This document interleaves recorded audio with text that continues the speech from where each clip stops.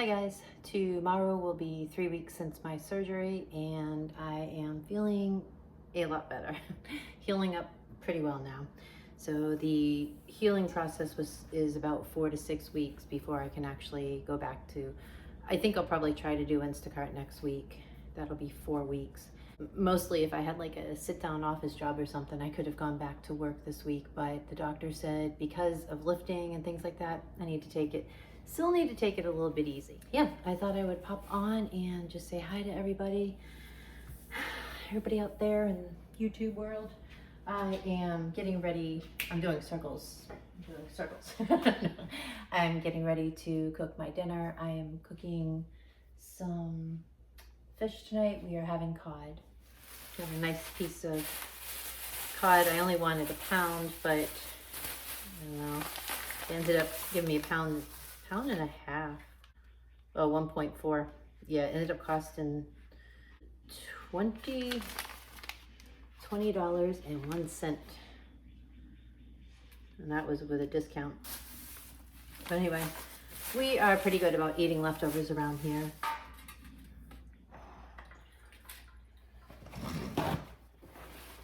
So I am glad that that surgery is over.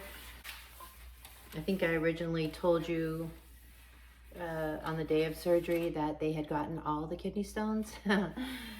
Oh, well, I was very disappointed when I went in for my, to have the tube taken out a week after, and also for my post-op appointment with the surgeon.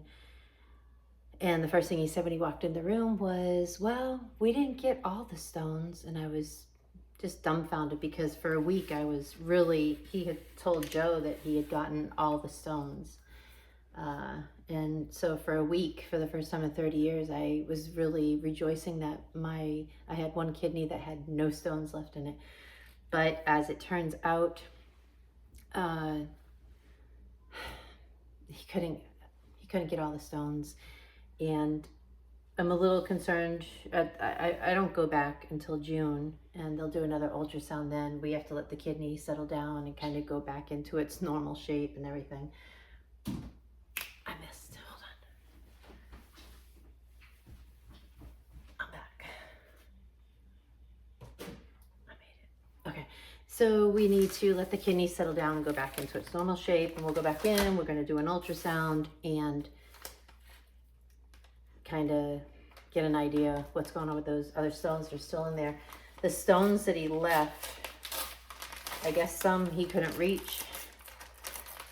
Yeah, scary, right? And the scariest part is that he said the stones that he couldn't get, that he wanted to get, that he tried to get, were inside what he called the meaty part of the kidney. So if you go and look at a diagram of the kidney, you have, the meaty part, the part that does all the work, and then the hollow part, I'll call it, where the urine goes into. Anyway, without going into the whole scientific thing about it, I guess he didn't realize before they went in, before they cut in. I don't understand, but apparently he didn't realize that the stones were also in the meaty part of the kidney, and he said it was too dangerous to take them out. So I asked, well, now what do we do? And he said, well, we're just going to keep an eye on them. I don't exactly know what that means, and I was too dumbfounded and too disappointed to ask in that moment. Plus, it was only a week after my surgery. I wasn't really up to par right then and there. So anyway, I don't know how all you feel about fish, but nice big piece of cod here. So I'm feeling good. I'm trying to be positive, which I have no reason not to be honest with you.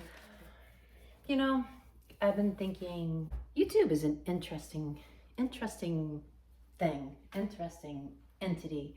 And I ponder sometimes about the whole thing. And I'll tell you what I mean in a minute. Trying to figure out where all my stuff is.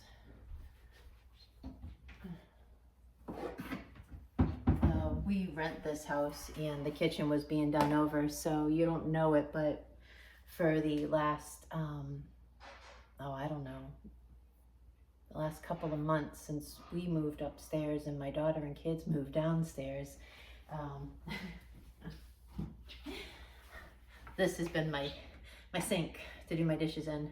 Yep. But fortunately, we got the countertops have been put in, and we got this nice sink, and that's why I didn't know where my breadcrumbs were, because we actually just moved up from downstairs, and the kids are down there now.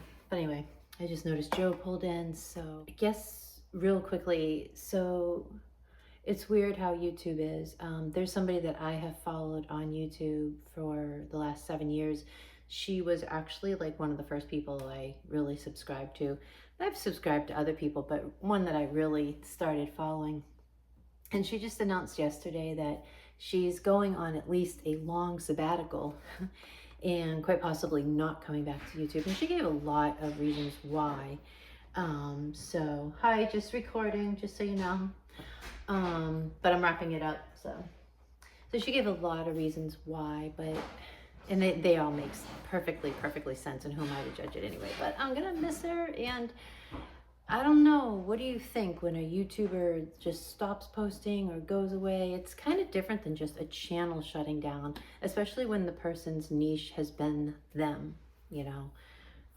I think when somebody does like a news channel, we still get addicted, not addicted, we get attached to them in a certain way, but maybe not quite as much as the person that allows us into their life and into their home, you know, and into what's going on with them. So yeah, I was pondering that. But Joe's home, gonna go chat with him, and I'll chat with you guys later.